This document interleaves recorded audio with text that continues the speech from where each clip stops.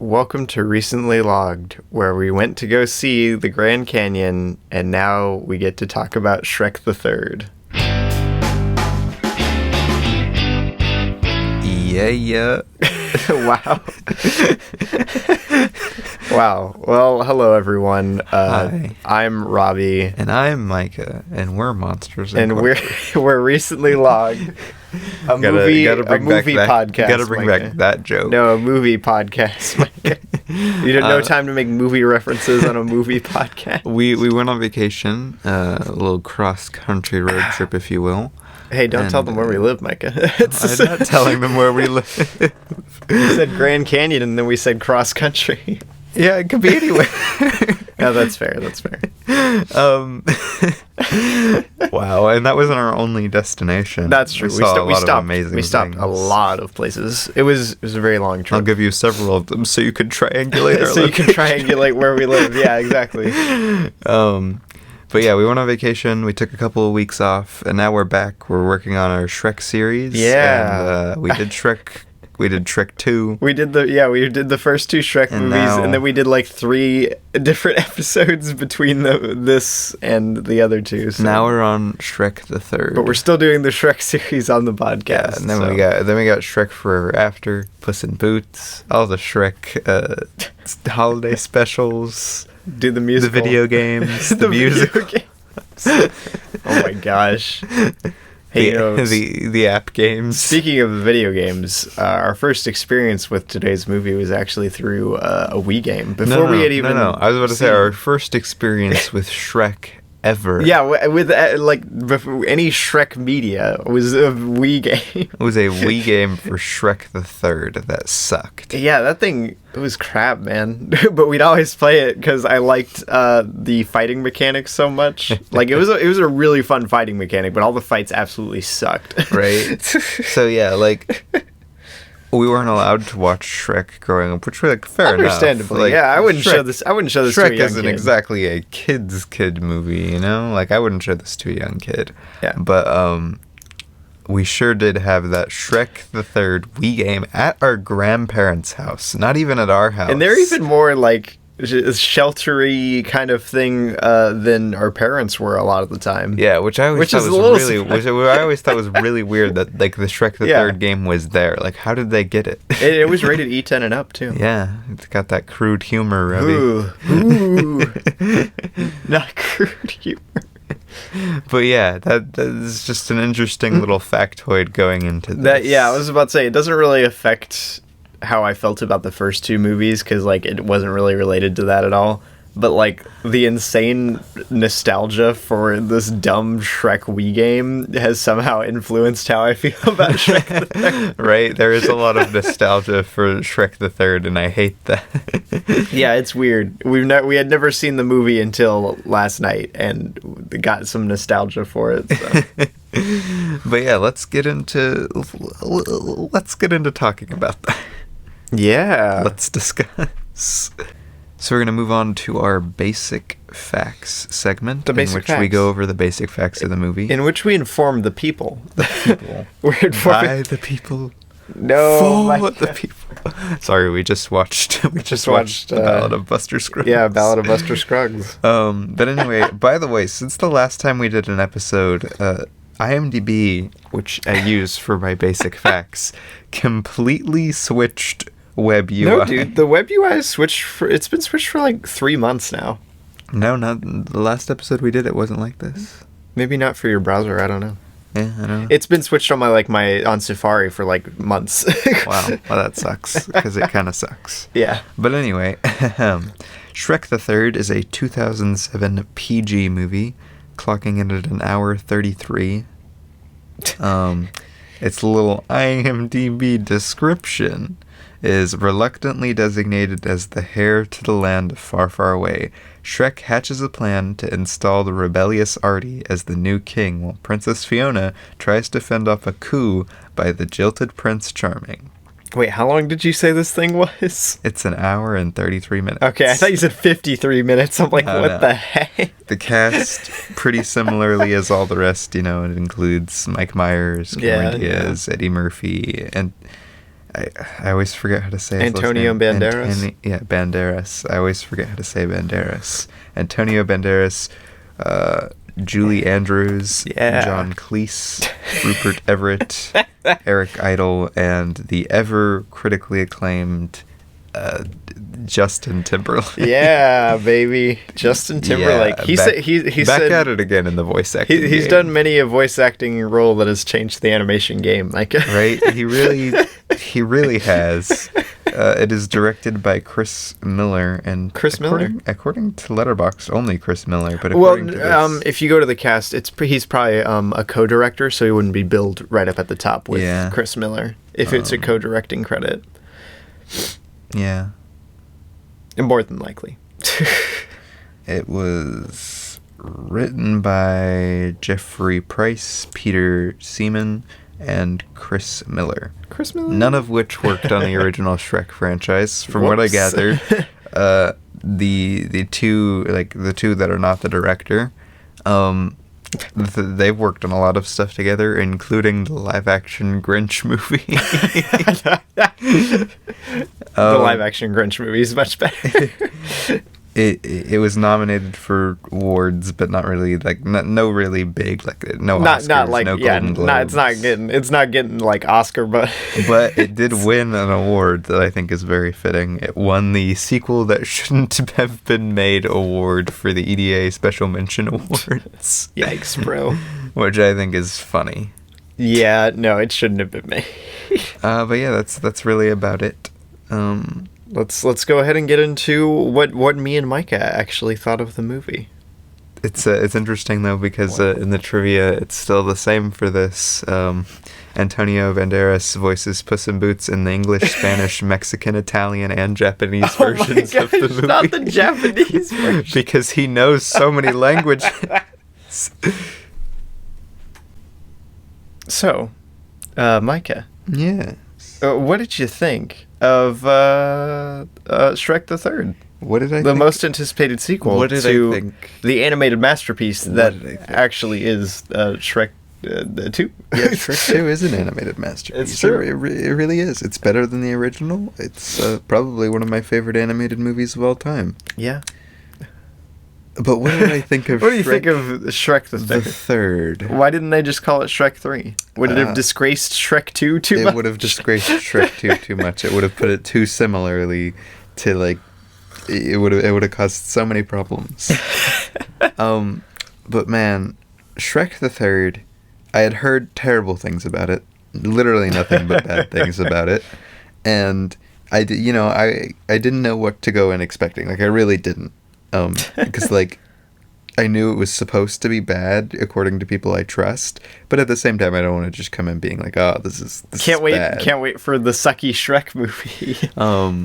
But man, it was almost kind of worse than I thought it was gonna be. Yeah. There's not really. I think I laughed twice. And it was when Robbie made jokes about the jokes.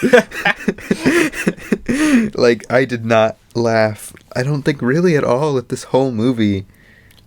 And that's insane. Just that alone really the fact that it's an up. Animated comedy, and the fact that it's a Shrek movie. Right, and Shrek is hilarious. And this movie is not. Shrek 2 is one of the funniest movies out there. And beyond I kid you not. beyond that it's just not funny, the plot actually makes zero sense. I want to talk about that more when we get into it. Yeah, no, it's But the plot whack. literally makes no sense.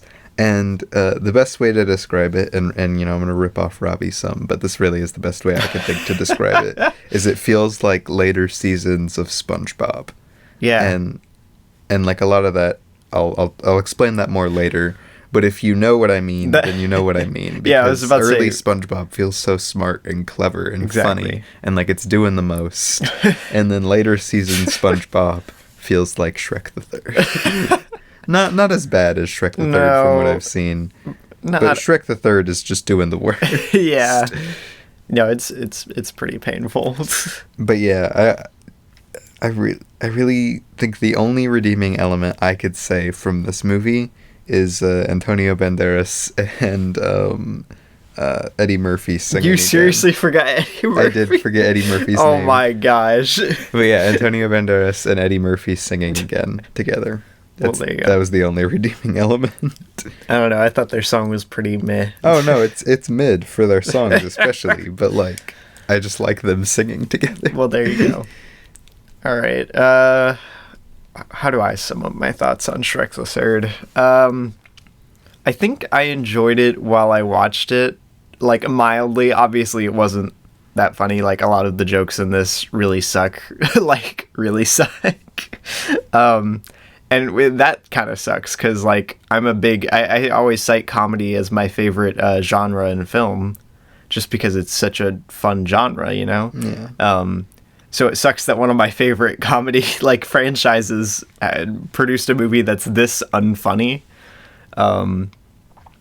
Just almost all of the jokes don't hit at all. Like, sometimes I have a hard time telling if it's even trying to be funny. Right? Like at a certain point, it kind of feels like it's trying to not be funny with its jokes, and that's supposed to be the joke, but that doesn't even work. I really don't get it. Like, I'm like, is this supposed to be funny? I guess. They'll say stuff, and it's just absolutely like the worst joke you could think of for that moment, and you're like, what? What is happening right now? I feel like I'm in some weird Shrek fever dream. What is happening? Nothing's funny. It's all just really weird. But yeah, no, it has, oh my gosh, a really bad screenplay. Oh yeah, the screenplay. Like, just really awful. Like, this needed to be taken back to square one with, not, like, its plot could work in theory, maybe.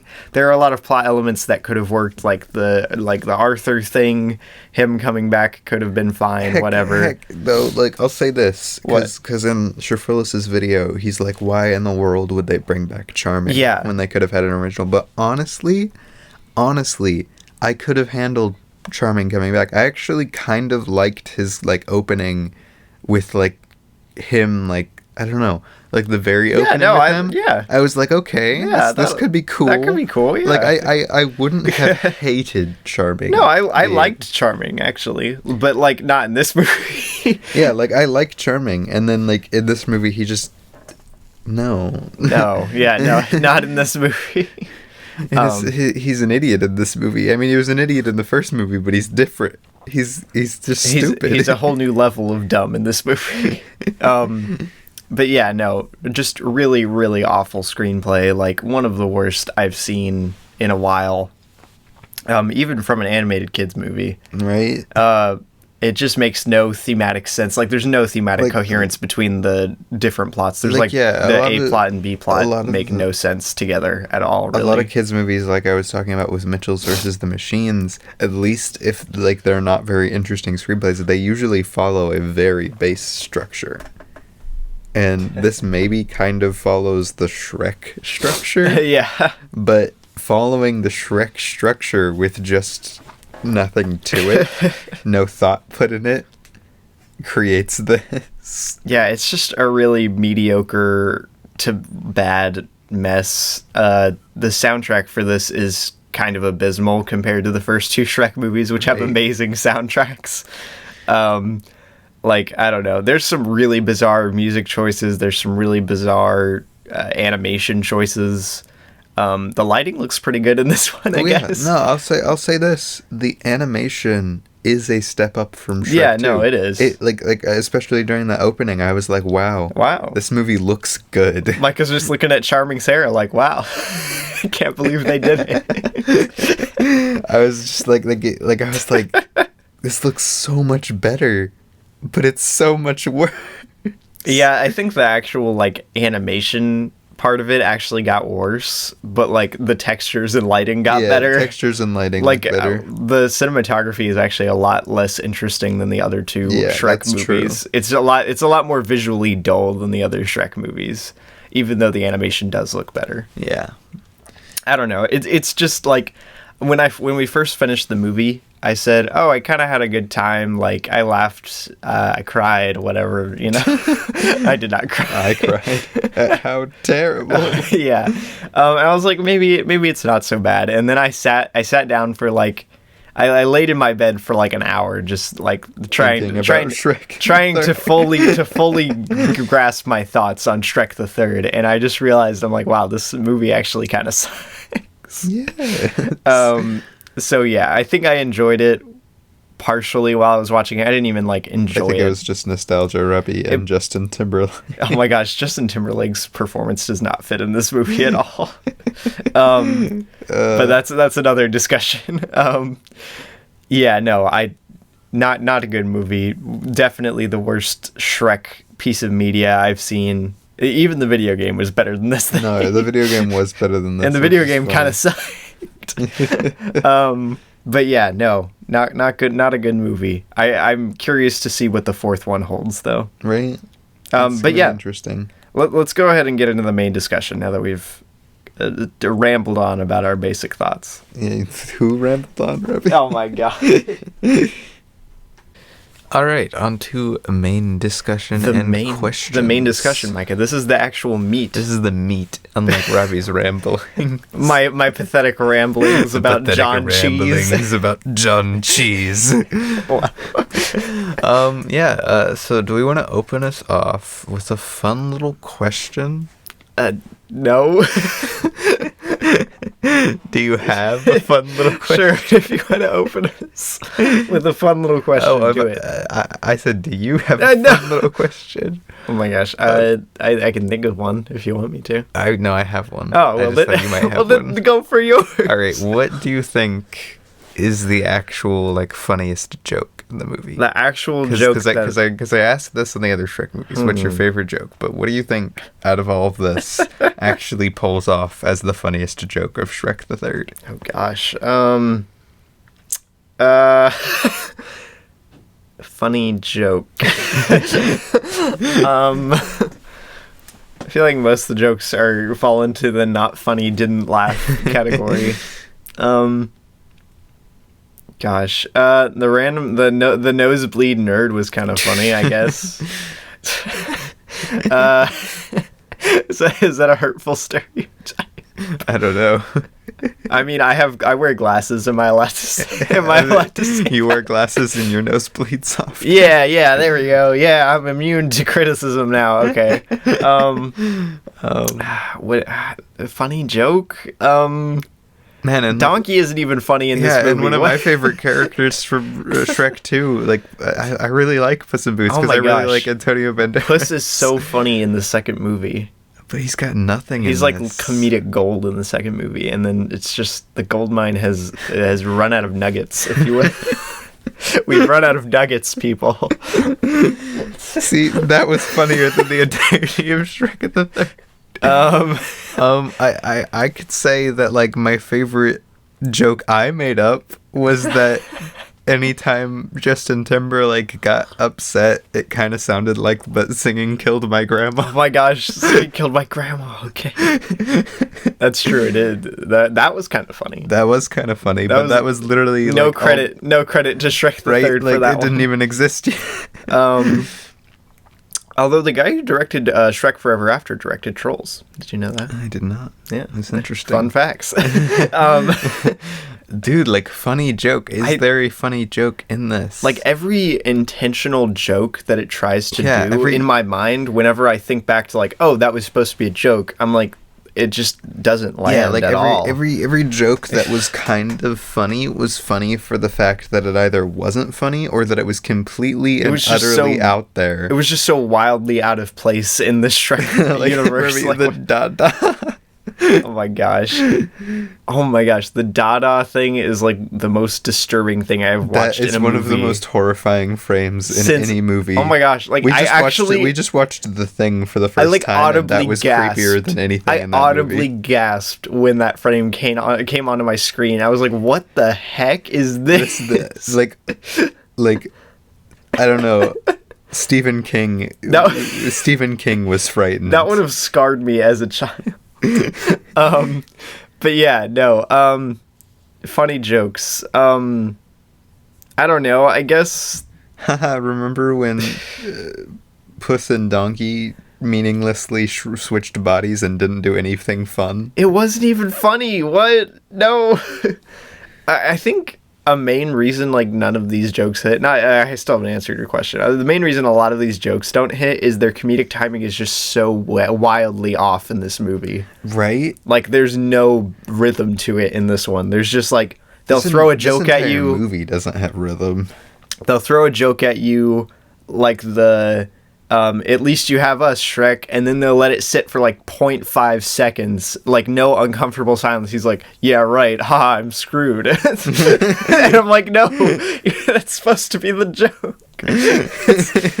The joke, like, yeah, I've seen other animated movies pull that joke off, and yeah, it's not the greatest joke in the world, but like, no, it's not even that funny of a joke, but it works. Yeah, it's like at least I would have like chuckled or something because Puss and Donkey are hilarious. Puss and Donkey, they're funny. Normally really funny, but like they their comedic rhythm is just so off.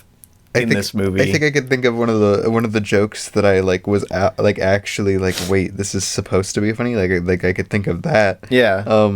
Was when Artie, the old JT,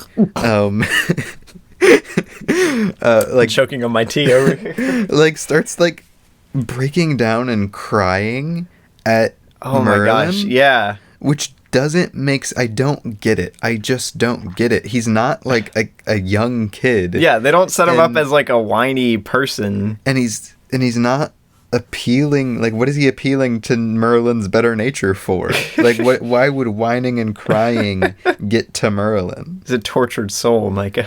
No, he's not. Merlin freaking sucks. No, Merlin is terrible. Everything about Merlin is terrible in this movie. But I'm saying, what was that? What about that joke was supposed to be funny? I thought of something that made me laugh. Genuinely, like a funny joke. Okay. When Merlin cracks his knuckles and the lightning bolt shoots out and destroys the rock, that was funny. I don't think I laughed at that. It wasn't even that funny, but it was like a genuinely kind of funny moment in the movie. And I was like, that's kind of funny. They could die. I don't know. The fact that that's what I'm like, grasping onto as one of the funny things in the movie. Yeah. No. Doris wasn't even funny. Doris, how did they murder one of the funniest characters in the Shrek franchise? Doris wasn't even funny.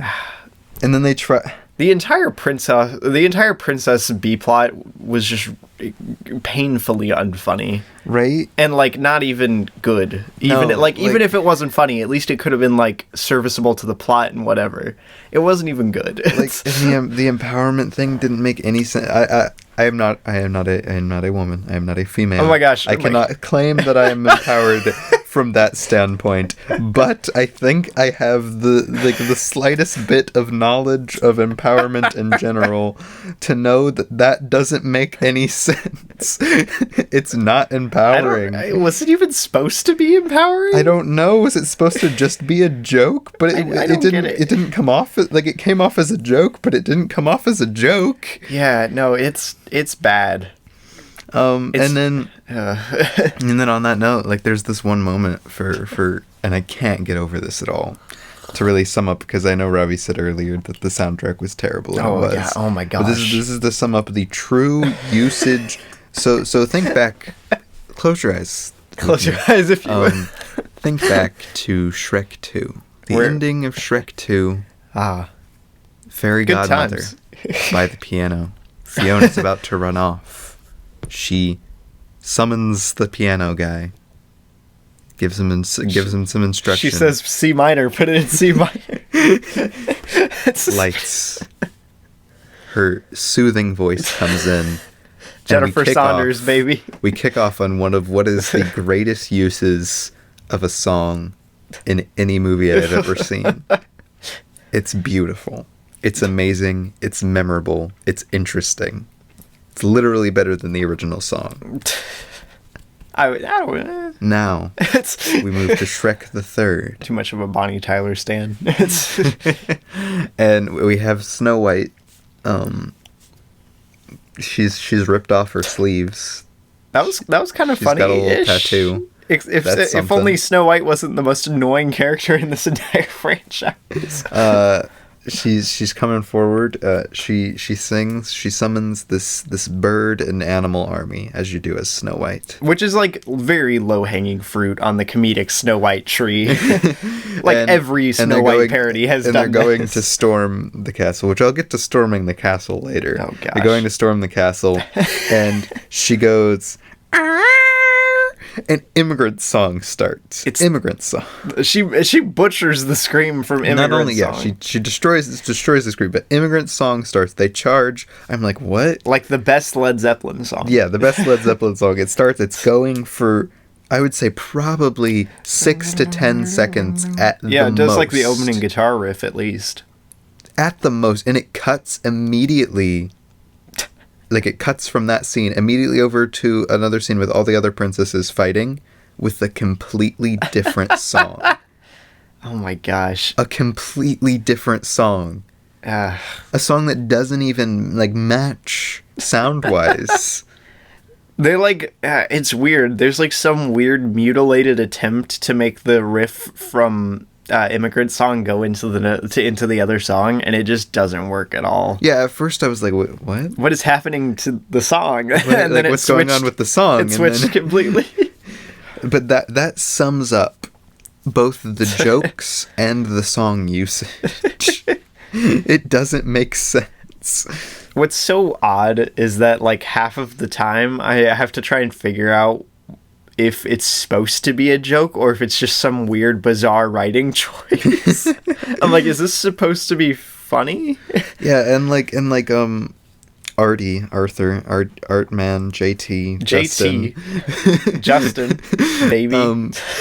When they introduce his character, they're like, they make the joke that nobody likes Arthur. He's a loser. Even the losers think Artie is a loser. Even the nerds think he's a loser, baby. And then the ultra attractive blonde hair, the voice guy. like he looks really good. He looks like Charming, who is like in universe supposed to be Charming, bro. Like really handsome. He's like the first human we've seen that doesn't look like egregiously ugly. And his voice is Justin Timberlake's voice. And like he comes in and I'm like, what? Why? This guy's hated? This guy's the most hated kid in school. Why? Why? And they never explain it. They never explain a single reason why nobody likes him. I was about to say, he's not even, like, shown to be, like, an awkward guy. He's not awkward. He thinks fast on his feet.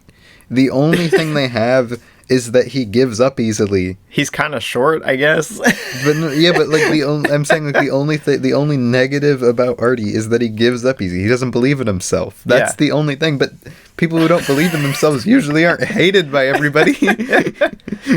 Artie's character just doesn't make much sense. And the whole, like, I get, obviously they try and give him an arc where he has to believe in who he is and stop letting the world, basically the lesson of Shrek 1 or whatever. Yeah. And like there's supposed to be like a dad thing where Shrek's supposed to be... Yeah, it's supposed to be like a father figure. And teach him the lesson that he learned. It feels so half-baked. Like they just added, like that was a concept and they didn't fully integrate it into the actual because it doesn't script. make sense for the other half of there's like two halves of this movie going on, and where there's normally an A plot and a B plot in these movies.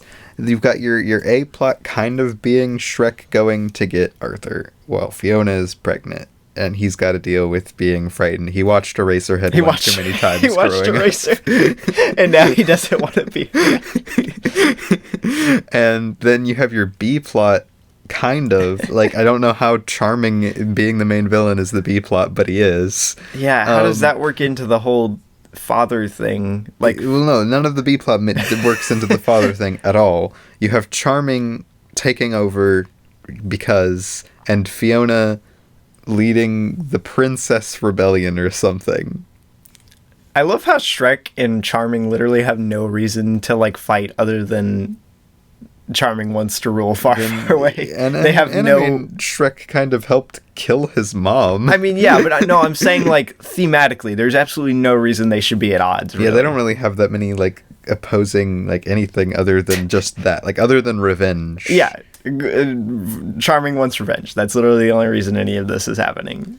no thematic purpose, no, it doesn't play into anyone's arc at all. It doesn't tie into he's the just father there. thing. He's just literally there because he has to be there. Yeah, and it opens with the movie with him. Like I was so confused. I was hoping it would give Charming like a really awesome, like some kind of like redemption arc. I thought it would be like, I thought it would focus on Charming. Like, that would have been this would be so more Charming's movie. Yeah. Which I could have, like, it would have made more sense bringing Charming back as the villain, because this time he's going to be one of the main characters and not just like a side not joke just villain. Some dumb joke, which he's a really funny joke in. Well, yeah, he's Shrek a funny 2. joke in Shrek 2.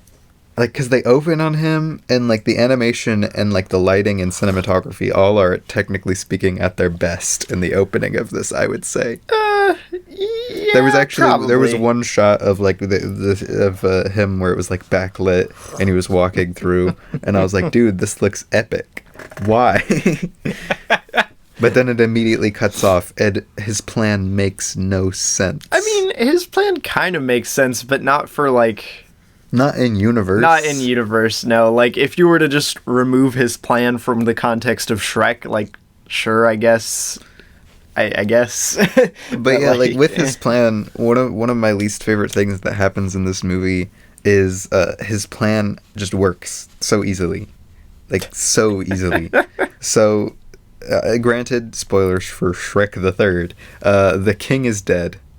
Ding dong, the king is dead. Which we could talk about. John Cheese dies in the first, like, 20 minutes. And it's really, really terribly done. Oh my gosh. Okay, I was going to cite that as, like, one of the worst scenes, man. It probably is. It's but terrible. We'll get to that. So the king is dead. Ding dong, the king is dead. Ding dong, the frog is dead. And Shrek, he's got to be king, blah, blah, blah, but he doesn't want to be king. Oh. So he goes off. He leaves the kingdom in disrepair, leaving the two queens, I guess. Yeah, technically, yes. I guess. In charge. I don't know why they're not ruling, but they're there. And then Charming is like, yeah, villains, with a really terrible speech and a really bad joke. Oh my gosh. He's like, let's go get our happily ever after. That scene is so unfunny. And then they charge in. They charge into Far Far Away. And do me a favor, remember that scene I was talking about? the one with the really good song from the really good movie? Remember how hard it was to siege the castle? Remember how they needed a giant gingerbread man Remember to how even try to break Mongo in? was spawned to try and break into the castle. And he didn't even survive? He didn't even make it. Remember all that giant forces, the army? The literal army. So your boy drops in with a couple of witches and two giant trees, and they take over the entire kingdom in 2 minutes. Bro, in like 30 seconds. With literally no backlash. And then later in the movie, there are soldiers. Soldiers that stop Shrek, Donkey, and yeah, like the four of them. Like, they get stopped by soldiers. Yeah, no, it feels like this movie was written in some kind of bizarre bubble where, like, none of the decisions really make sense for the Shrek universe, like, given the context of the other two movies. But also none of the decisions make sense in, like, from a screenplay standpoint. Even then, none of it's a terrible screenplay, even if it wasn't a Shrek movie. I just wish it was even the slightest bit thematically coherent.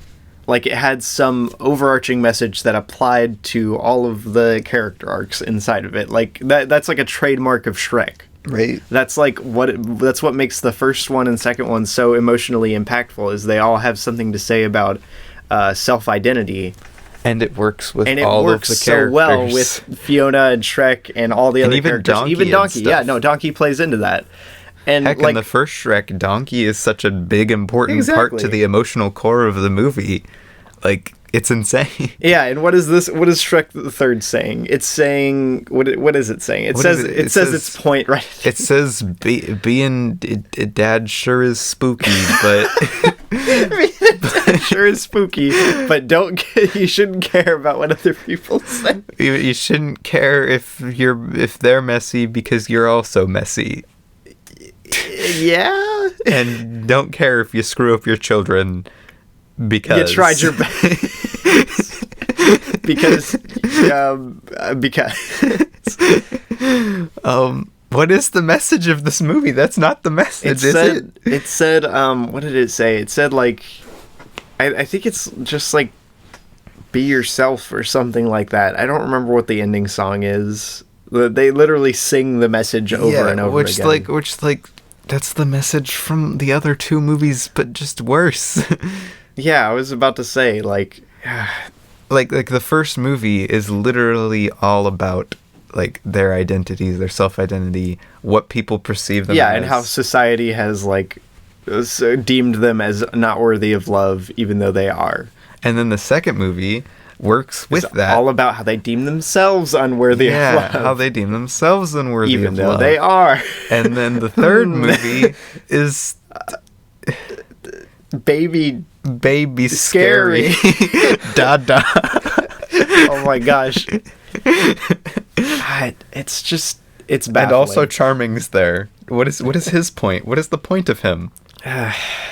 What is his point? I don't know. What is the point of him? He's just the really bad. What does he bring? Revenge plot. I can't make it out. Like what? And I love how they keep bringing like his like the fairy godmother back into like the frame. He's like, "I'm sorry, mother. I will avenge you." Who cares? No, and I again, if they would have focused more on Charming, it could have been interesting to see how his character deals without his overprotective mother. I was about to say his mother has literally been like helicopter parenting him since day one. And so how is he coping with that now that she's not here? It could have been really like interesting to see him as a character grow from the fact that his mom is now not there. Maybe have the movie about not letting your parents decide your identity for you or something like that. And, you know, have Charming's relationship with his mother tied to the fact that Fiona's dad just died, and tied to the fact that Shrek's about to become a parent, and tied to the fact that Shrek's parents were terrible, and it all probably could have worked. Oh my gosh, maybe that's what the movie should have been about. We just fixed Shrek. There we go. We single-handedly fixed Shrek the Third. You're welcome. I love how that just occurred to me. Right? Like, and that actually works really well. That would have worked so well. Make it be about parents. Which, I mean, the second one ish kind of touches on it. Yeah, no, it definitely touches on it. Because, like, a major thing are Fiona's parents. Yeah. But again, that comes down to a little bit of the whole, like, how they, like a lot of the themes from the first movie, and then a lot playing. It's mostly there to play into Shrek feeling like he's not good enough. Mm-hmm. Not really being like, parents. Which, I mean, the message of the first two movies is essentially the same. They just dress it up differently. They use it in different But I ways. mean, like, obviously it's from a different angle. Like, it's not redundant. Yeah, it's not redundant, but it is like the same general themes. Yeah, which has been the theme for I say the entire Shrek. I say the entire Shrek movie series. Like it's only been two movies. Up to this movie, like that has been Shrek. It's been all about identity. It's been all about self-identity and self-love and finding out that people, even no matter what society thinks of them, are worthy of love. Yeah, and okay. So we've been on this for a while. We fixed Shrek the Third. We single-handedly fixed Shrek the Third. I got another question. Now, what do you think of the fact that this movie isn't really satire? Yeah, about that.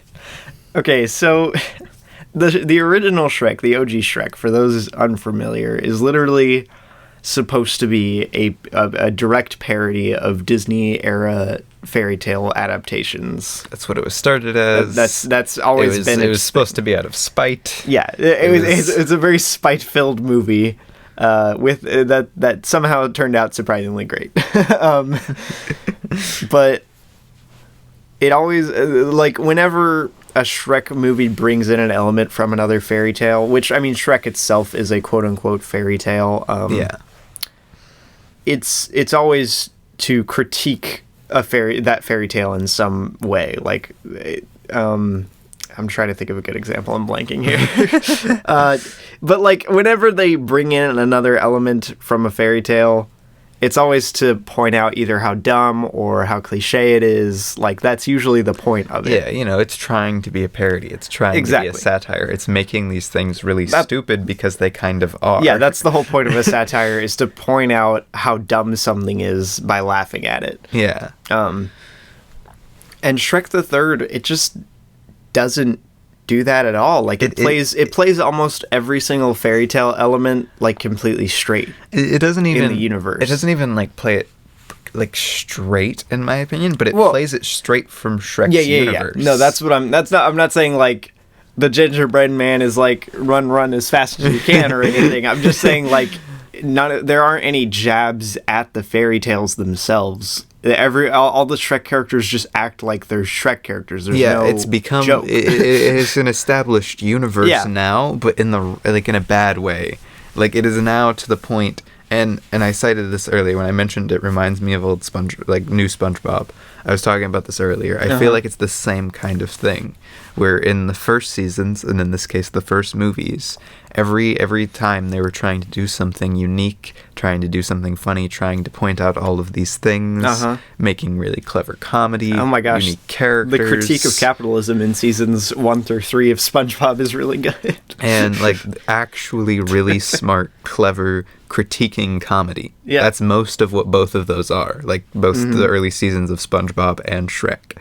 And then with SpongeBob, when Steven Hillenburg left, and with this, when I guess the entire creative team yeeted off, they were like, "Peace out, homies, we're gone." The people who took over took the wrong lessons from the rest of it and decided to just make that. And in theory, that's not a bad idea, right? You just take what's there and you just do more of it. But because they're not trying to do anything new with it, and something like SpongeBob or Shrek needs that new fuel, the new ideas. I was about to say, because conceptually, for SpongeBob anyway, SpongeBob is just a really super annoying guy who likes working at his crappy job with a lot of like idiots around him. Yeah, with a lot of his friends.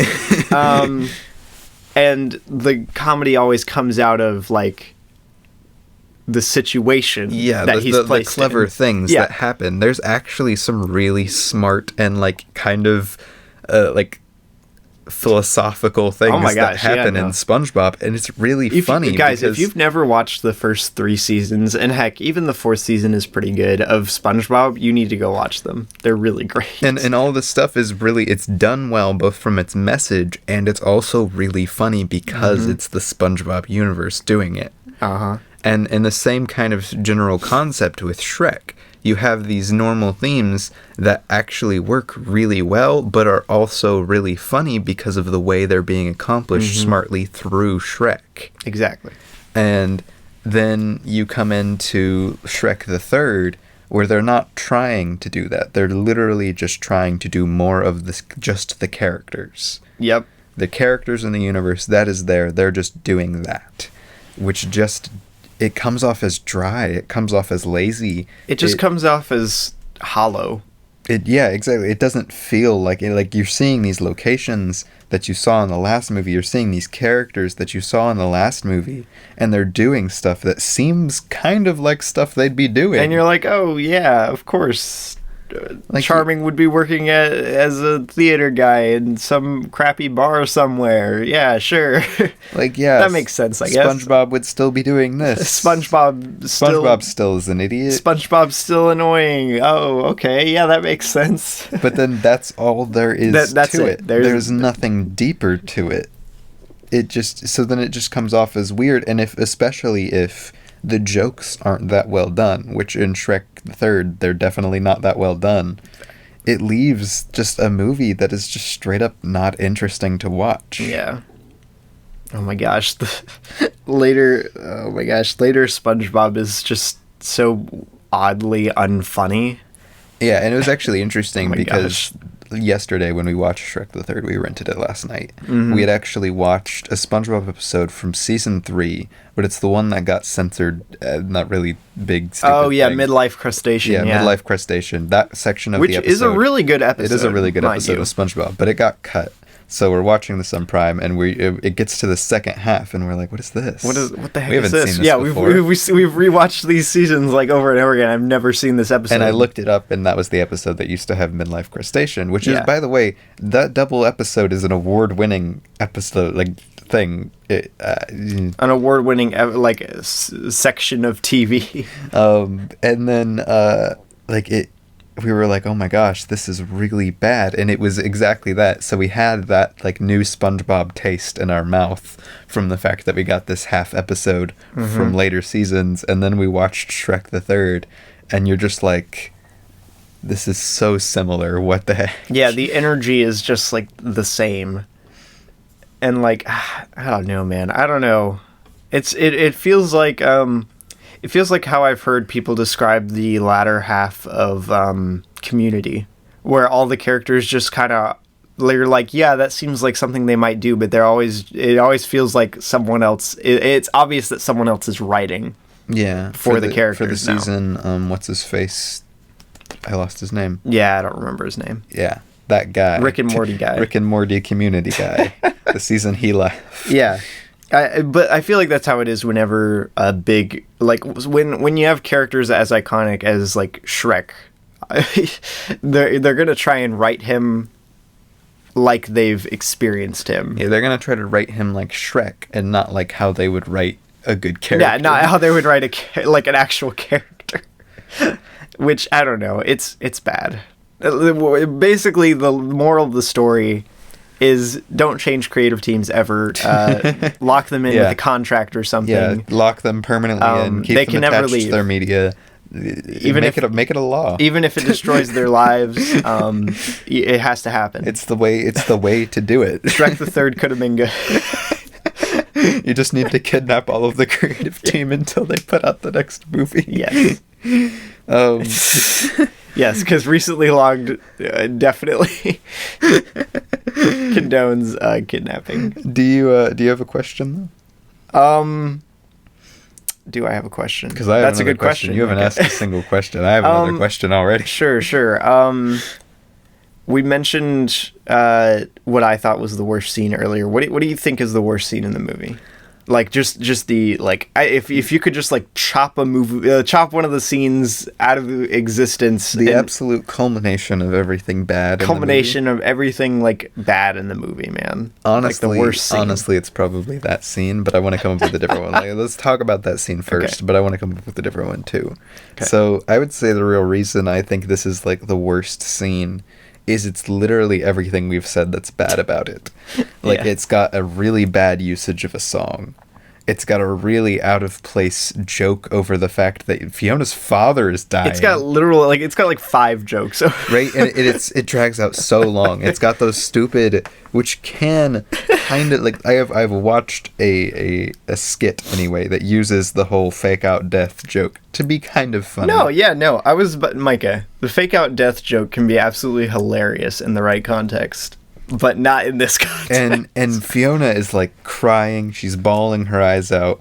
And because of the past 2 movies, we take this very seriously. No, we are very emotionally attached to these characters. I think that's been the biggest like punch in the gut, like the biggest disrespect out of anything Shrek the Third has done is it discounts Fiona and Shrek's actual like feelings. Right. They don't matter at all in this one. It's just supposed to be a joke, right? And that happens so much in this movie because like their feelings, their emotions, their relationship is the core of Shrek 2. Yeah, I was about to say, like, literally their conflict as a starting relationship. I swear, man, this movie, I was like, this should be like, even if it's the only serious scene in the movie, this should be a serious scene when Fiona's father dies. The emotions of Shrek 2 and the seriousness of their feelings and the sadness of that comes in Shrek 2 in certain places is really done well. I was about to say, no matter how goofy the movie is, it always slows down to take care of its characters. And then you have this. Oh my gosh. And you have... Oh, you have Frog King Man. Oh my gosh. And I think they come in. I think they make a joke when they come into the room. I forget what it is. It's probably something dumb. and then like he's like, I must tell you something, and then he dies, and then he comes back, and he's like, ah, da, da, and then he dies, and then he comes back, and he's like, ah, da, da. And this entire time, it's focusing on Shrek and the king, not Fiona or her mom, who are both supposed to be very emotional, who we've both gotten to know rather well with the second movie. And you know, I care so much more about what they're feeling going through this than some freaking fake out death. Oh my gosh. The stupid fake out death joke that doesn't make any sense. And then we cut to the funeral where we have a song that doesn't fit. Like gosh. It literally is a song. I think, if I remember, it's a song about romance, like it's a love song. Yeah. And it's like, they just chose it because it says live and let die. And they're singing it, like, in universe. They have frogs singing live and let die. As they put him in a box. And then the box is a joke. Oh my gosh, the box is a freaking joke. Because it's a Foot Locker box. It's ye old Foot Locker, Micah. And that's the scene. That's the worst scene in the whole movie. Oh my gosh. I guarantee that's the worst scene. Man. I cannot stress to you how much it saddens me that this movie just completely discounts Fiona and Shrek's, like, actual feelings. Heck, and it bothers me even to the extent of it, like, the fact that, well, it bothers me to the extent of the fact that, yes. like, Fiona's parents become a really important part of Shrek 2. Mm-hmm. For Fiona especially, they're a very big emotional part of the movie. Mm-hmm. And I really expected them to at least have some agency in this movie. They do nothing. And I know he dies right at the beginning. But like that even bothered me because John Cheesefrog dies. I really wanted to see John Cheesefrog. Like how I thought they would use that because the whole thing was that like the king was being really bigoted and like a hypocrite because he was a fairy tale creature. Mm-hmm. He was a frog, and I really wanted to see what they were going to do with that. He was a slimy green guy. He was a slimy green guy, and he was being horrible to Shrek because he was a slimy green guy. So like I really wanted to see what they were going to do with that, how their relationships would have evolved, and the only thing we get is, oh, I am gravely ill. is a 3-minute joke. Is a 3-minute joke scene that's disgustingly painful and disrespectful to the first two movies. And then the mom does nothing, and the mom doesn't even seem torn up about the fact that he died. Like later in the movie, Fiona and the mom never talk about it. They're never sad about it. They're making jokes. They're hanging out with the princesses. I swear, man. Which apparently they're all completely useless because they couldn't defend the kingdom at all. It's so weird. The choice of the princesses, I get it from like a comedic standpoint. Like, sure, they're funny and whatnot. I didn't think the princesses. No, were like funny at from all. a conceptual level. Like, yeah, that could be funny, right? Yeah, they were all annoying though. Oh my gosh, they were so annoying. They were so annoying. And like I thought the princess scene in Ralph Breaks the Internet was kind of just kind of meh. It's very. It was kind of funny, but I could do a whole episode on Ralph Breaks the Internet. All of the jokes in that scene are just like low hanging fruit, like jabs at the other movies. This one, they're literally just annoying. It's not even making fun of their movies. Yeah, it hardly makes sense, and they're actually just so annoying. They're just grating, man. Like, I would just cut them out of the movie. Like, I think you could cut everybody but Doris, the Queen. I just wish they would have given Fiona and the Queen. Like, I just wish they would have given the females in this movie at least like a good, like somewhat emotional plot, right? They do somewhat related to the king. I love how they do the whole female empowerment joke, but the females in this movie do nothing. Oh my gosh, I swear. This has been like the least feminist movie out of the Shrek franchise, as hard as that is to believe. Like, I don't know, man. It's Nezuko levels of having no agency in the story. Yeah, what do they even do? They get captured and then they come in at the end and don't do anything. That's about it. The queen breaks through the walls, making no sense at all. Yeah, what was up with that? If she could do that from the get-go, why wasn't she smashing through everything? And like, Fiona probably could have. Yeah. Ogres are super strong, but like it doesn't make sense even for her to be able to do it. Like the whole where you didn't get your kung fu skills from your father would have made sense, sure. But she's breaking through thick stone walls with her forehead. That's not kung fu skills. That's being invincible. That's like Guardians of the Galaxy Volume 2 levels of just like smashing through stuff with your body and not dying. Right, and there's another thing. Where are the stakes of this movie? They have multiple jokes of people just getting killed. Like, Shrek kills a man while dubbing him just cuz. There's like a body count of like at least 7 just from like people directly stabbing people on screen. And it doesn't make sense. And it's always for a joke. And it makes it the culmination, the whole killing Shrek thing, which isn't really the culmination, but it's the culmination of the villain's plot. You have no stakes there. You don't think Charming is going to do anything. Yeah. And even if he does, like, you're like, we've seen like 30 people get stabbed in this movie for jokes. Why do we care? Yeah, it just... This movie keeps on undermining its own ideas for a joke. And it sucks so bad, man. What about the they came back twice thing at the end, Rippy? What do you mean? The whole everybody swoops in and then they lose, and then oh my gosh. Arthur's speech. Oh my gosh. I forgot about Arthur's speech. Oh my gosh. No, my God. Arthur's speech is terrible. Okay, no matter which speech you're talking about, both of Arthur's speeches suck for many reasons. JT, no. No, man. Just no. But yeah, and we keep talking about all these different elements, and if you haven't seen this movie, you may be wondering how the heck they go together, but they don't. This movie is a hodgepodge of ideas. None of them go together.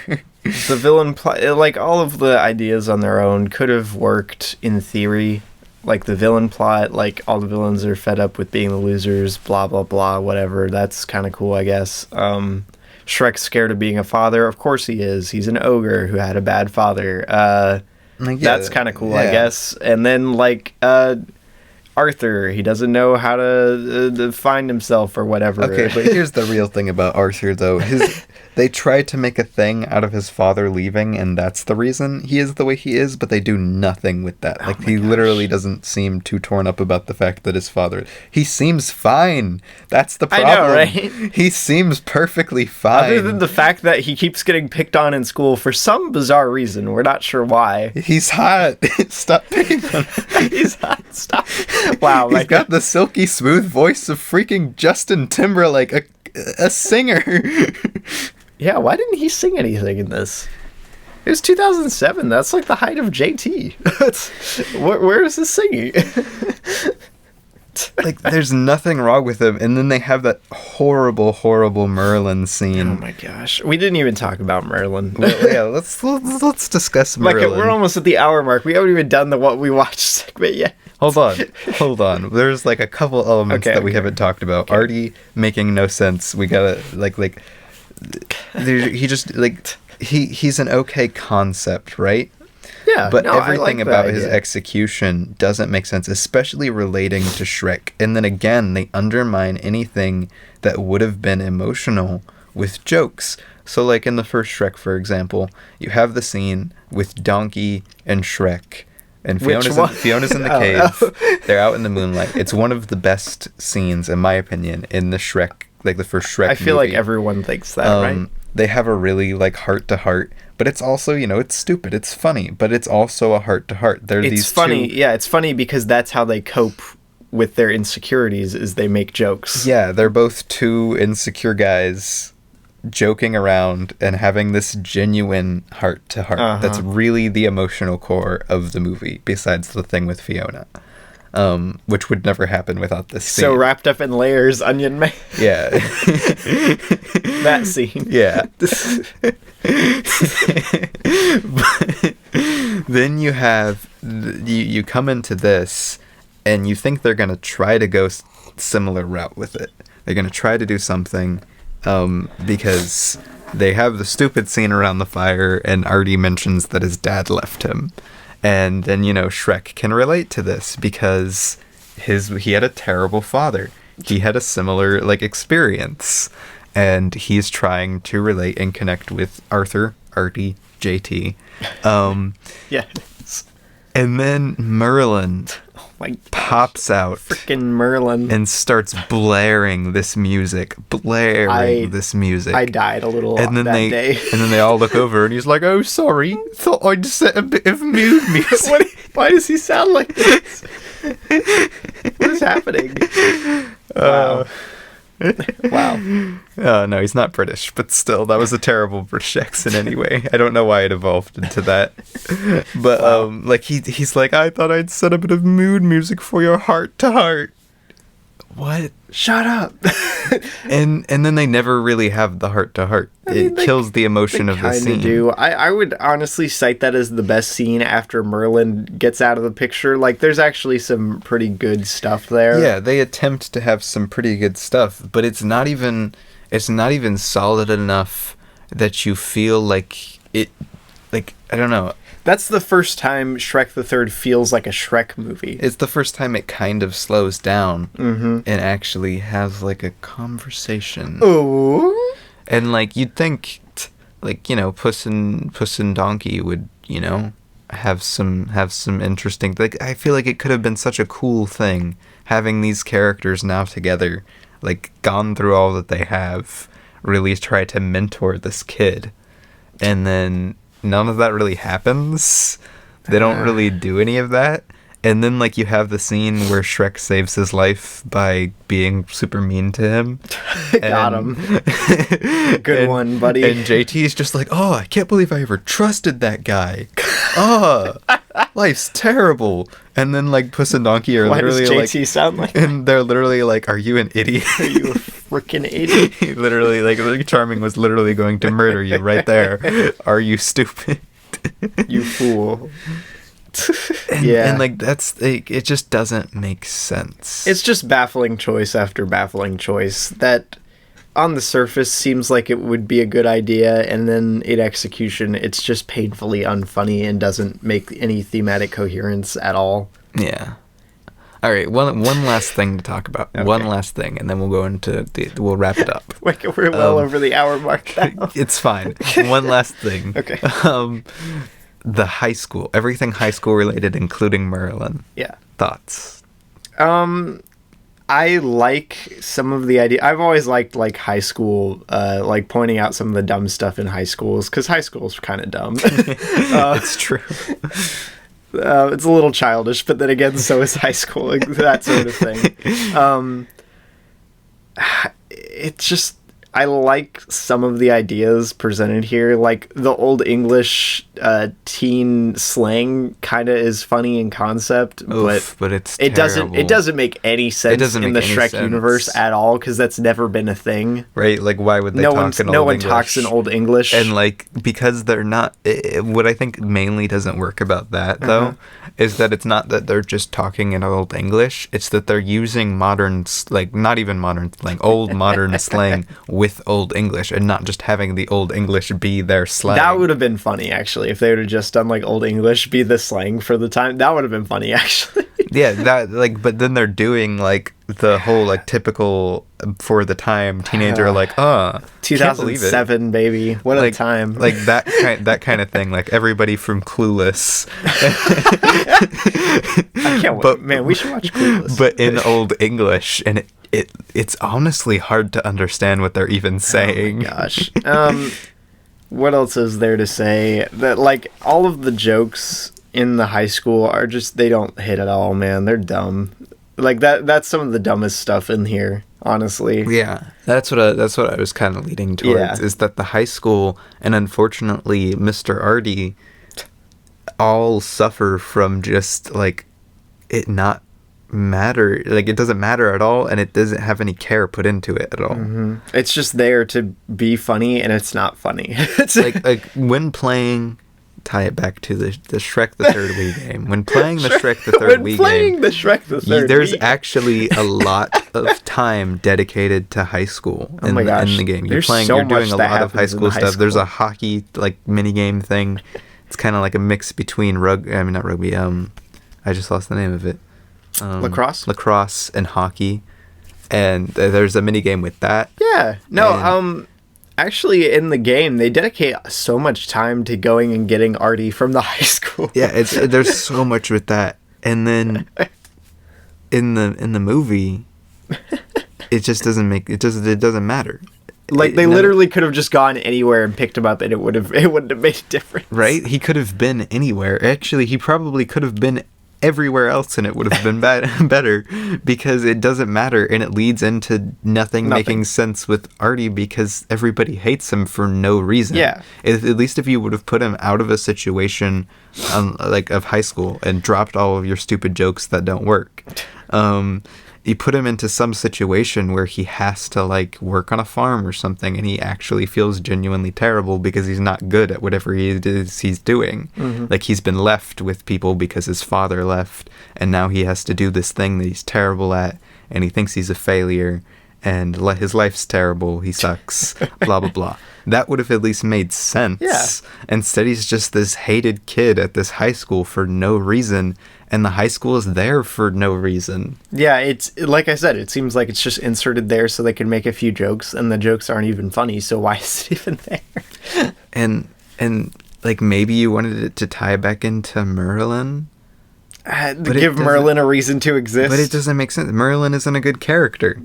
Heck, take that concept I just gave. Artie has been dropped because he doesn't have his dad. He's been dropped off with somebody to do a job that he doesn't like. What if his job was to be Merlin's assistant, and Merlin's gone off the deep end? Oh, that would have been great. Well, Merlin's probably would still suck. But no, Merlin would probably still suck, but it would tie it up. That would have been way funnier, actually. And then you wouldn't have the high school. Oh my gosh, yeah. I think the only time I laughed during the high school sequence was the nosebleed.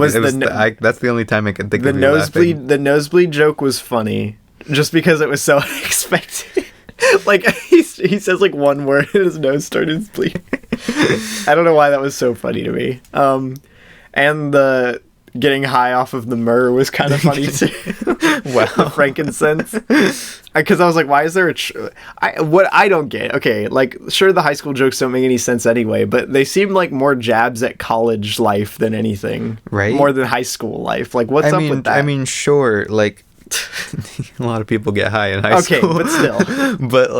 But it was weirdly done. Yeah, that feels more college. Yeah, no. When we first entered, if they wouldn't have said high school, I would have immediately thought it was a college. Yeah, same. If it wasn't for the locker and they're wanting to make jokes with Donkey, I think they literally could have just made it a college, and it would have made more sense even for Artie, because he just doesn't seem like a high schooler. Also, what's up with Donkey going to high school and college?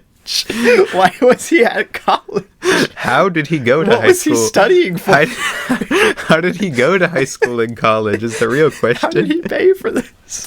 How did he then go into the care of whatever woman had him that was selling him Shrek? What the heck? What is this? What is this adding to the canon of Shrek? What is happening right now? And that whole Shrek and Dragon thing with the Shrek joke with Puss, it doesn't make any sense. Oh my gosh. Don't even remind me. Please don't let your kids watch Shrek the Third. Yeah, please don't let your kids watch Shrek. Actually, don't let anyone watch Shrek the Third. Just cut it out of existence. Just cut it out, yeah. Unless you are that hard of a JT stan that you have to watch it. But in the end, just go watch Trolls. If you want to hear Justin Timberlake in a meme role, go watch Trolls. Trolls is so much fun. Trolls seems like a masterpiece. And he actually sings. Heyo. He does most of the soundtrack. You know what? Trolls may be dumb and kind of dumb. And it sparked a terrible, in my opinion, sequel. And the sequel is even more dumb. And it features more James Corden somehow. And K-pop trolls. And the K-pop trolls. Troll Korea exists in the Trolls universe. It still is leaps and bounds ahead of what Shrek the Third is achieving. I don't know, man. it just seems to get worse the more, like, the longer I stare at it, the worse it looks. It's like my face in the mirror. No. No. No. Well, that's anyone's face. If you stare at it long enough, it just starts looking like, it doesn't even look like a face anymore. It's true.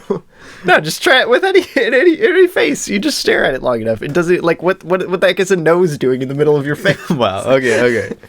Fine. But anyway, I digress. Yeah, at the end of the day, we're going to go into our closing thoughts. Let's do our closing thoughts. Let's wrap it up. There's so much to talk about here.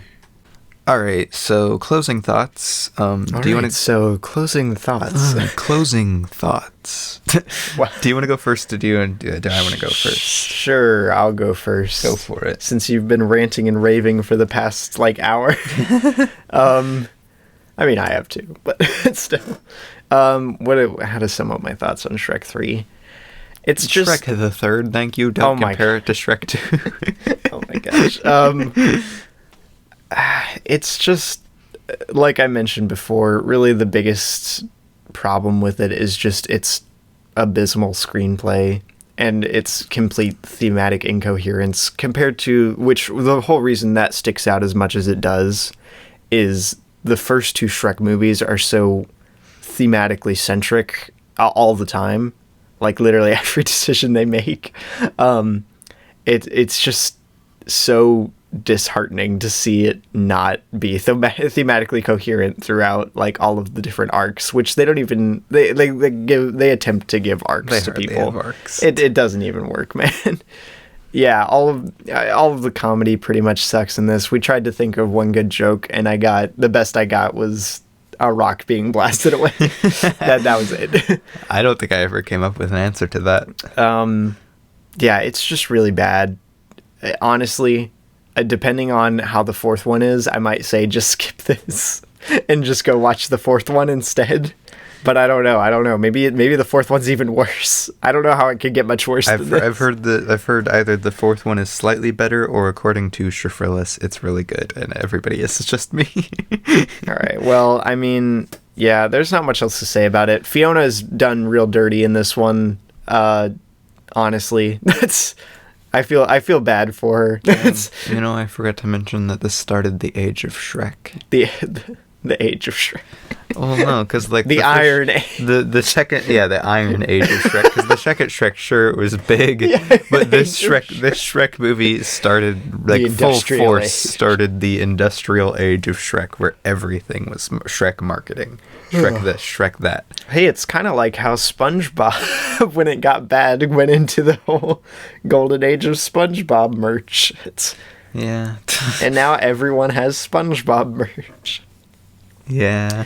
Yeah, but I don't know. There's not much to say about it. It's just really bad. No matter what lens I choose to critique it from, whether as a sequel to Shrek 2, or just as an animated movie in general, or just a comedy. Like it's not funny. At the end of the day, I think you can just nail it down to it's not funny. Yeah, no matter how many lenses I look at it through, it's not insightful. It doesn't add anything to Shrek as a universe or as a character. It honestly devalues a lot of the stuff that the other movies have done. I think I honestly could have handled this movie having terrible like plot and moral and point and everything, as long as it was at least funny. If it was funny, I would have been all over this. I'd be like, yeah, sure, it's garbage, like Storks kind of thing, like where it's really horrible, but it's actually funny. So, for those who have seen the Storks, that movie will forever be like one of the hardest I've laughed at, like the dumbest jokes possible. It doesn't make any sense whatsoever, but it's funny. At least it's funny. See, exactly. I look fondly upon Storks, even though it's garbage. But yeah, what do you think of Shrek the Third, Micah? Yeah, my closing thoughts for Shrek the Third is like I said, at the end of the day, it just isn't funny. And as much as you can poke holes in literally almost every element of this movie, literally almost every element, it's just not funny and it's not interesting. The plot doesn't make any sense. It actually moves away from the misunderstanding plot, which I thought would be such a relief to me because I hate misunderstanding plots. At first I thought the pregnant thing was going to be like a misunderstanding plot. Yeah, I was very worried for that too. I was like, oh no. But they didn't do that, luckily. Yeah. I guess that was just supposed to be a joke. It wasn't funny, but I guess it was supposed to be a joke. I think it was supposed to be a joke. But it becomes the era like SpongeBob before it. It becomes the era of Shrek that is just Shrek, and that sounds bad, but like it becomes fully itself in the worst ways. It becomes nothing but Shrek from a base level. I don't know if I don't get what you're saying. Like, I guess like it's the point where Shrek kind of dies. Okay. I was like, what do you mean it fully becomes Shrek? What are you saying, Micah? Like it become, because like what I was saying is like it's no longer trying to do anything else. It just is Shrek now. Is Shrek That's now. it. Yeah. Like SpongeBob, where SpongeBob is no longer... It's no longer trying to explore any ideas. It's just SpongeBob. It's just, there he is. He's and SpongeBob. It's marketing. It's, get the kids to sit down and watch the not funny humor. They might find it funny because it's firing at 200 jokes a minute. Maybe one of them will land. You gotta do machine gun humor. And it really just kind of makes me sad. I really, really liked Shrek 2. Oh my gosh, Shrek 2, honestly, like, if not for the existence of, like, I'm discounting stop motion movies because I love, like, A Town Called Panic and Fantastic Mr. Fox. If not for those and Spirited Away existing and Kiki's Delivery Service, Shrek 2 would be my favorite animated movie. So knock out like a bunch of movies and you get knock Shrek. out like 7 movies, you get Shrek 2 as like my favorite animated movie. And there's so much creativity and fun put into the Shrek franchise. There's so much care. It feels like everyone cares. I've seen other Shrek media. I've seen some of the specials. I've seen Puss in Boots. I've seen other things I have from not Shrek, seen anything else. And it never recovers from this. Ah, man. This is the death of Shrek. At least with SpongeBob, you got the SpongeBob SquarePants movie that did mark like the big shift in the tone of SpongeBob as a show. But it was a darn good movie. At least it was really, really funny.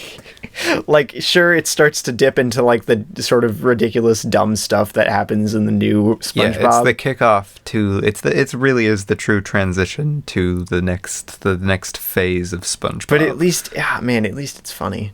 I love that movie. So yeah. Hey, that's one of my most logged movies on Letterboxd. Micah, I rated Shrek the Third 1 star. I rated it 1.5 stars. 3 out of 10, baby. And that's really sad. Yeah. Now let's go into our What We Watched segment. Yeah, baby.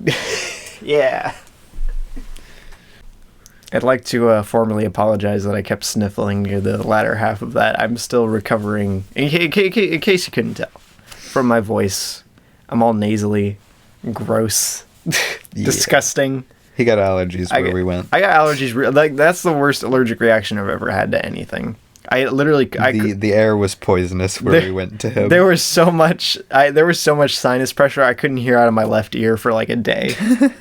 It was killing me, man. My entire face was sore. But yeah, for those of you who don't know the what we watched, what you watched segment, we know what you watched. The what we watched Prepare segment for us to list all of them. is where we go over our Letterboxd profiles. Letterboxd profiles, and we talk about the things we watched since our last episode. But since we took such a big break and we're already over the hour mark, we're just going to talk about first time watches since our last episode. Yeah, we're not covering rewatches this time, baby. So I have like 6 movies. Rebby has I watched a lot of movies. So we're just going to go over them, give our quick little thoughts, and give our ratings. Yeah. And it's fun. It's going to be cool. It's going to be fun, I swear. We're going to try and not hit the actual runtime of Shrek the Third for this episode. We're getting close. We're getting real close. Okay, so starting off, my earliest is the 17th for new watches. Oh, okay. I mean, I watched something new on the 10th, so... Well, your 10th and my 17th, we did the episode on the 10th. I mean, that's true. So we're starting past the 10th. Okay. first watch of that period was on the 15th when I watched Madagascar Escape to Africa. Oh, I didn't know it was the two as Get the it? two. Escape to That's Africa. actually pretty clever. It was Anything is clever after Shrek the Third. it was fun, I guess. It's definitely the worst of the like Madagascar series. Well, not the Madagascar series. It's the worst of the main trilogy. I think Penguins is a little weaker than this. I really like Melman in Escape to Africa. Good stuff. Lots of good stuff. Melman. I'll always take more Melman content. Yes, even Friends is Melman content. Even if you think about it. Friends qualifies as Melman content. That's why we'll be watching the Friends reunion episode. Solely for Melman. Solely for Melman. And Justin Bieber. No. But yeah, no, it's pretty mid. Melman's good.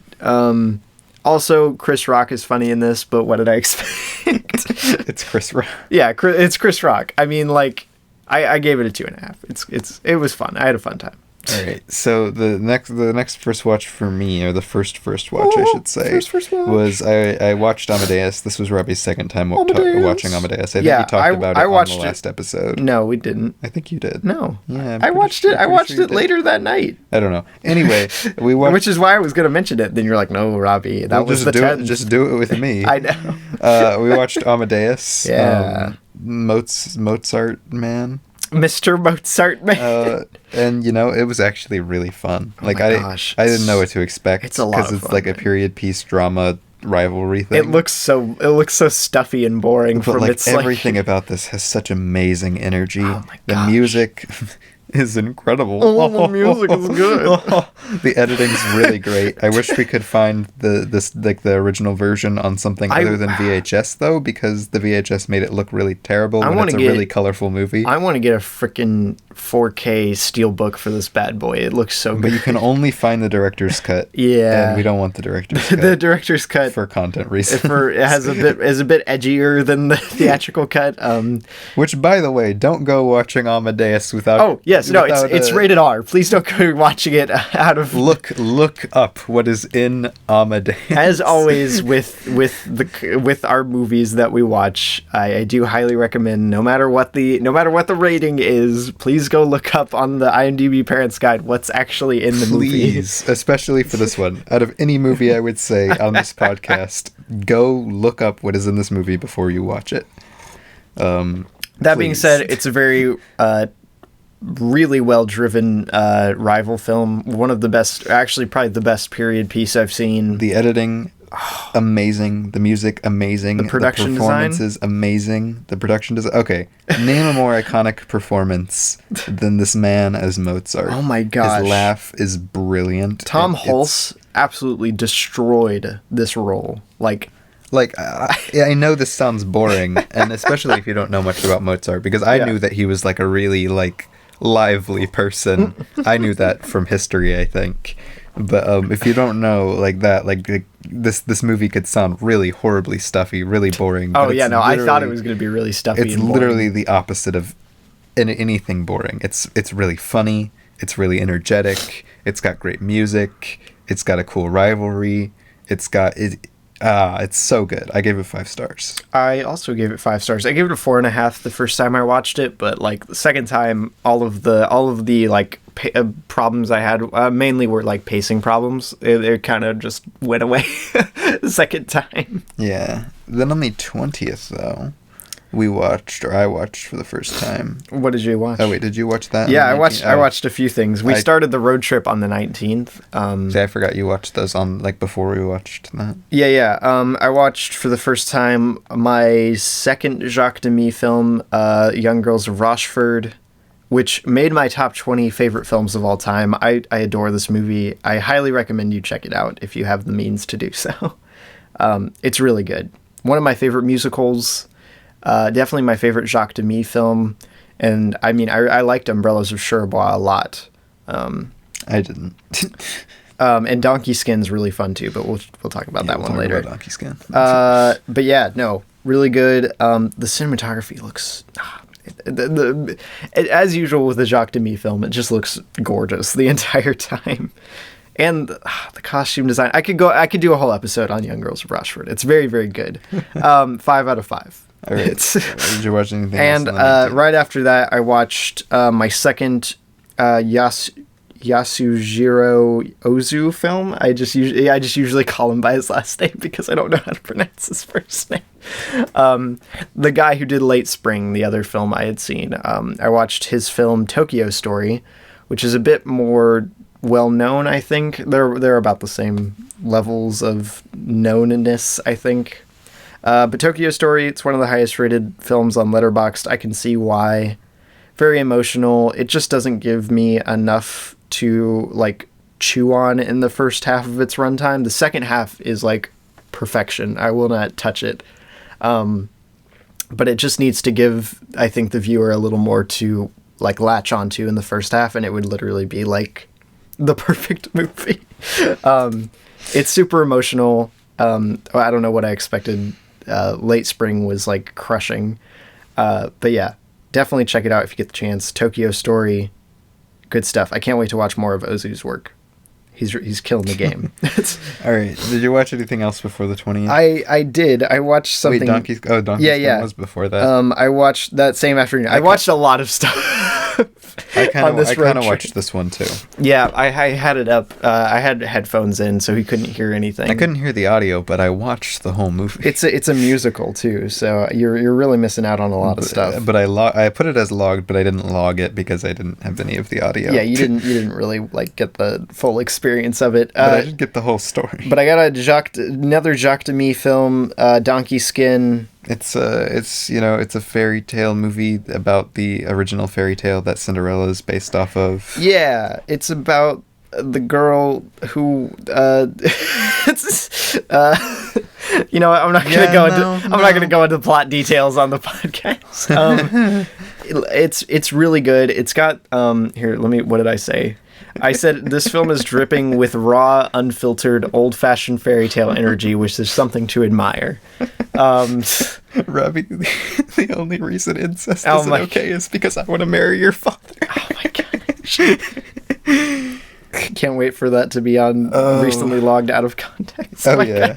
Oh my gosh. Jacques Demy just knows how to make a good looking movie, man. It does look pretty good.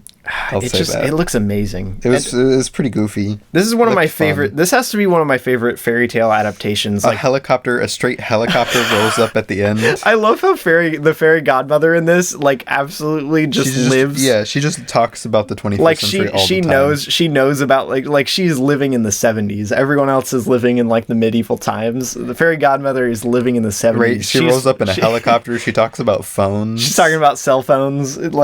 It's so good. Go watch Donkey's. Okay, if you're old enough to go watch Donkey Skin, go watch Donkey Skin right now. Donkey Skin is an interesting time. Bear in mind, it's an old fairy tale. Yeah, it's a 70s fairy tale adaptation. I'm saying like the fairy tale itself is old. Oh my gosh, yeah. But yeah, it's my least favorite Jacques Demy film for now, but like I still love it. I don't know. Apparently, so far, Jacques has not missed. Anyway. Good stuff. On the 20th, good show. I watched for the first time In the Mood for Love, Criterion movie. Very, very cool. Freaking gorgeous. Can't believe it's PG. But the movie is beautiful. Straight gorgeous. This is one of the best looking movies I've ever seen. I'm convinced it might be the best looking movie ever made. Like, it is breathtakingly gorgeous. Like, oof. And not only that, but like in the 2000s, a lot of really bad looking movies came out. Like, I don't know why, but like in my mind, when I hear 2000 movie, I think really low quality like DVD with terrible cinematography. I mean, like Clueless and stuff. Like, it depends. No, that's just what pops into my mind when I think 2000s movie. Because they were still using film a lot in the 2000s. But man, this is gorgeous. And the story wasn't 100% there for me. There were a couple things I didn't like about it.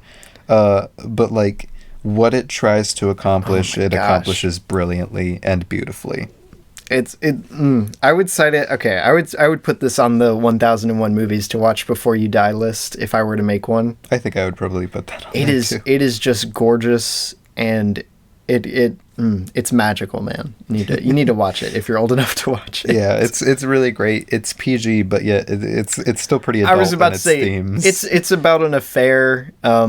For those who couldn't guess by the title, In the Mood for Love, it is romance affiliated, but they don't show anything.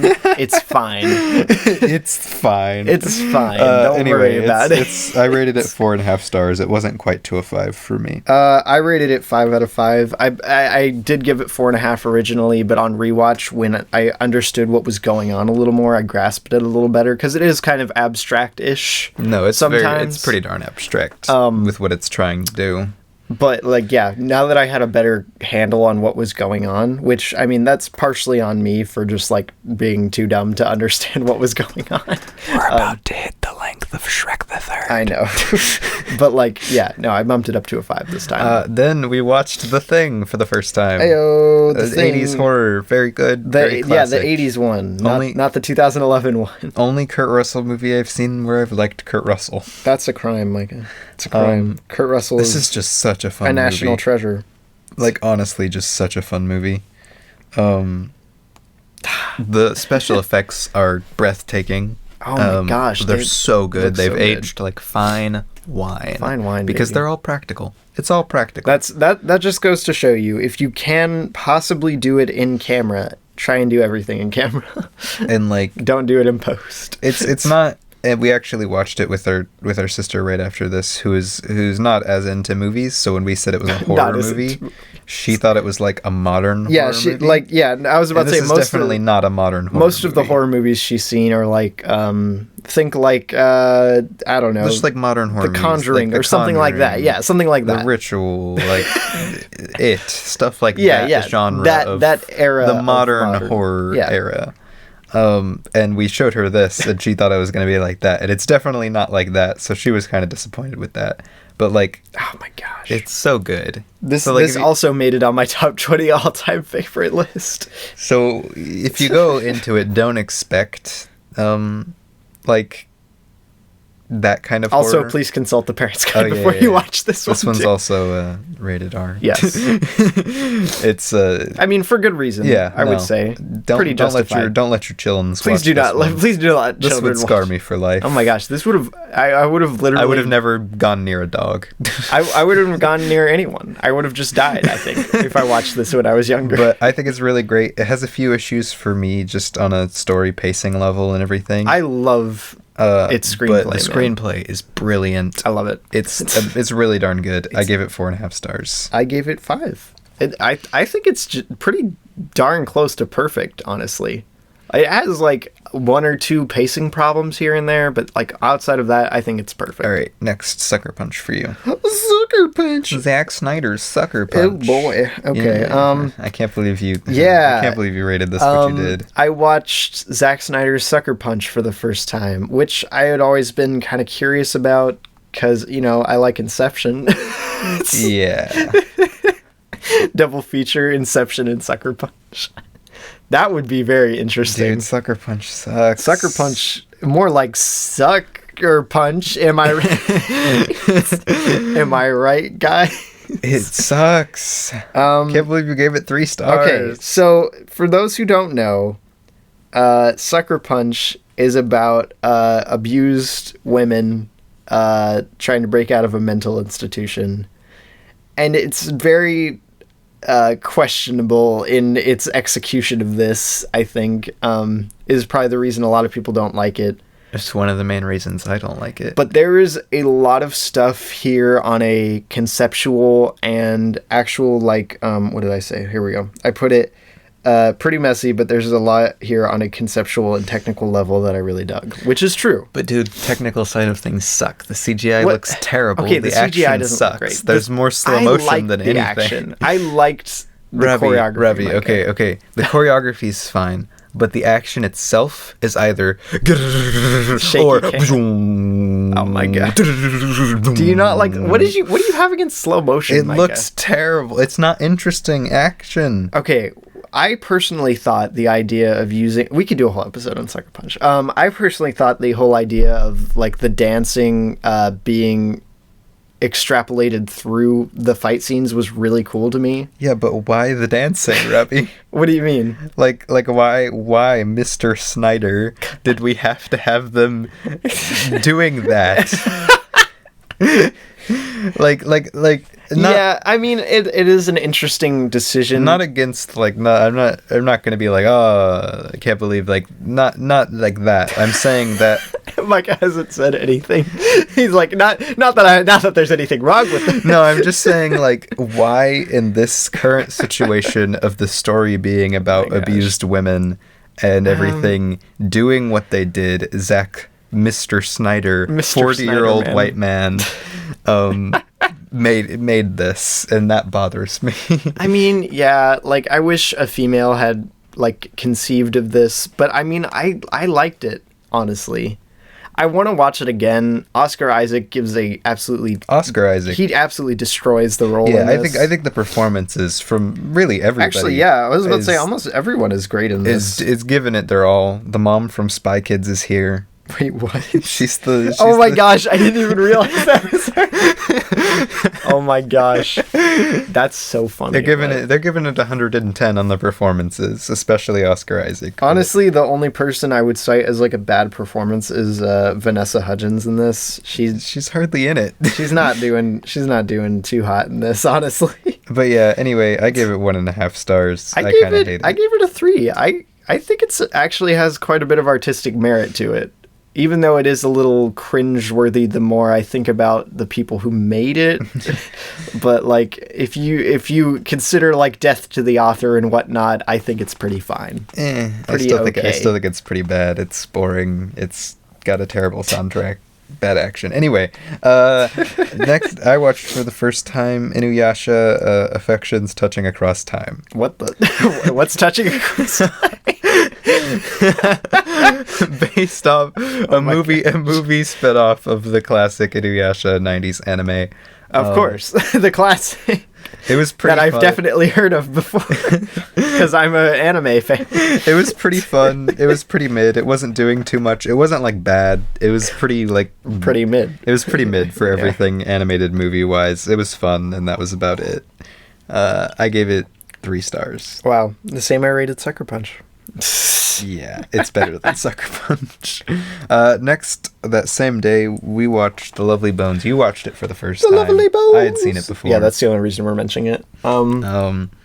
Peter Jackson. Mr. Jackman.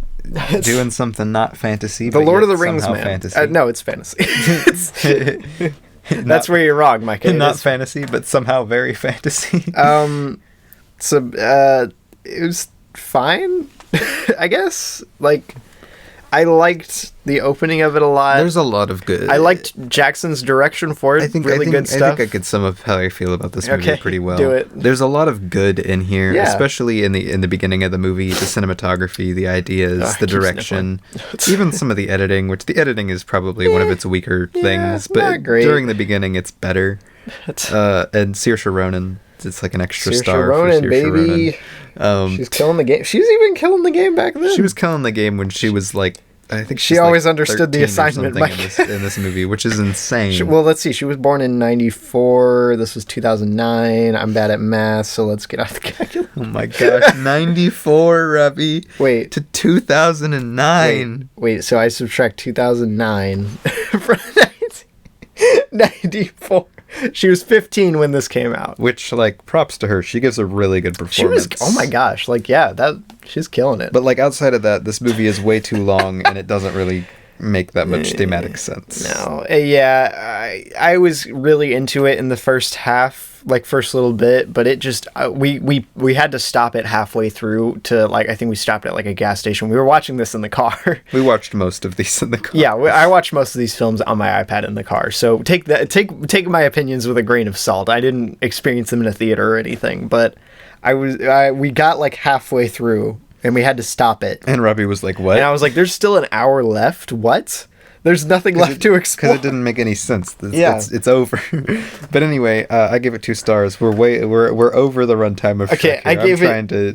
I gave it 2.5 trying to kick it into high gear here. Okay. The next first time watch I have is, oh dang it, you have more. I watched for the first time, very first time here, baby. Since we were going through Speed talk. since we were going through one of the filming locations, I watched Gone with the Wind for the first time. It's really good, smart screenplay, good cinematography, great performance, questionable race stuff, but it was really good nonetheless. 4.5. The next first time movie I watched was Oxygen. Yes. 2021 Yes. French sci-fi. French Netflix movie. Pretty darn fun. Oxygen. Good but movie. It falls flat in a lot of elements. I feel like I described it as not enough of each of its premises. Not enough mystery to keep me interested. Not enough thriller to keep me thrilled.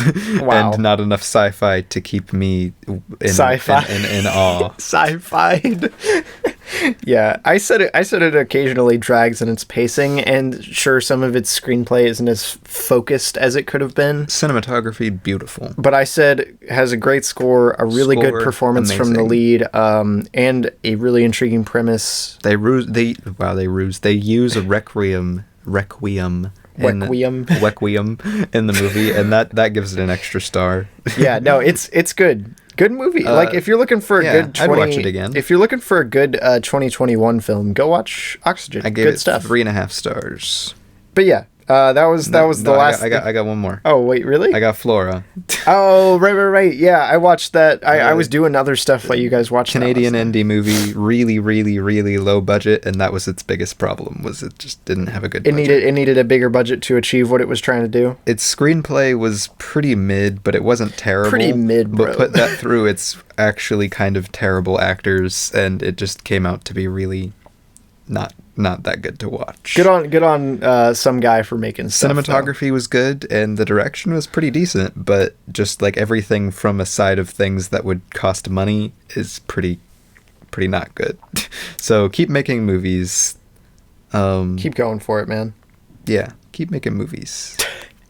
I can't tell. Hold on. I never looked at who the director is. Now I'm curious. All right, look him up. Because it could just be because they're Canadian. It may be female director. Female director, which is sick. That actually is sick. And like the direction was good. So like is like good female director question. Oh wow. That never happened. Wow, that's never happened before. That's never happened before. Oh no, that's what I thought, because the name could be like male or female, so it's a guy. Yeah. Oh well. Darn. Oh darn! Still it's a guy. Still keep making movies, buddy. But that was good. It was gonna be cool. It's like it was gonna be empowering, but no. No, it's just disappointing.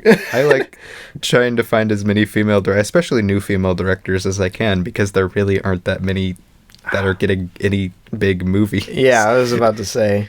But yeah, on that note, don't watch Shrek the Third. Go watch The Thing or Amadeus or In the Mood for Love.